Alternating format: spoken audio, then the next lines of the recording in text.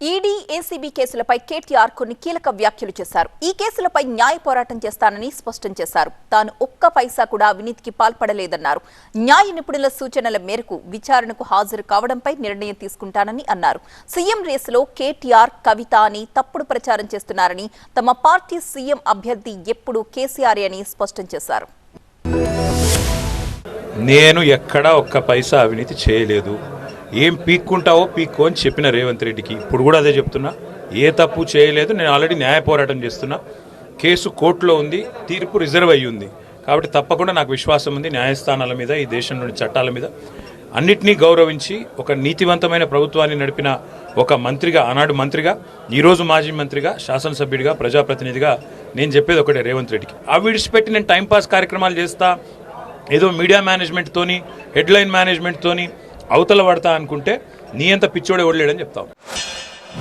మా న్యాయవాదులు డిసైడ్ చేస్తారు నేనేం చేయాలో. నేనేమంటున్నా అంటే నాకు న్యాయస్థానాల మీద నాకు నమ్మకం ఉంది. న్యాయస్థానంలో నాకు న్యాయం దొరుకుతుందనే నమ్మకం నాకుంది.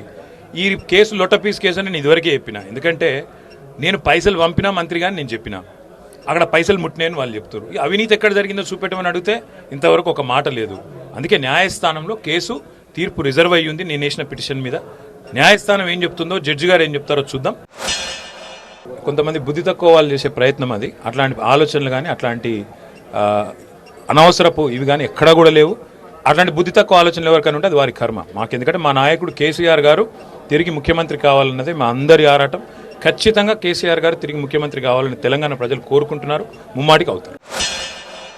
ఒక్కటంటే ఒక గ్యారంటీ అన్న ఇప్పటిదాకా అమలు చేసిండ్రా? వాళ్ళు కావాలంటే రాష్ట్రంలోని ఏ ఊరికి పోయినా, ముఖ్యమంత్రి సొంత ఊరు కొండారెడ్డిపల్లికి పోయినా, లేదా ముఖ్యమంత్రి సొంత నియోజకవర్గమైన కొడంగల్కి పోయినా, లేదా నా నియోజకవర్గమైన సిరిసిల్లకు వచ్చినా, ఏ ఊరు అంటే వారు ఆ ఊరికి పోతామంటే వారితో కలిసిపోతాము. ఒక్కటంటే ఒక్క వాగ్దానం ఈరోజు వరకు అమలు కాలేదు. చేసింది అర గ్యారంటీ. అది కూడా ఏది?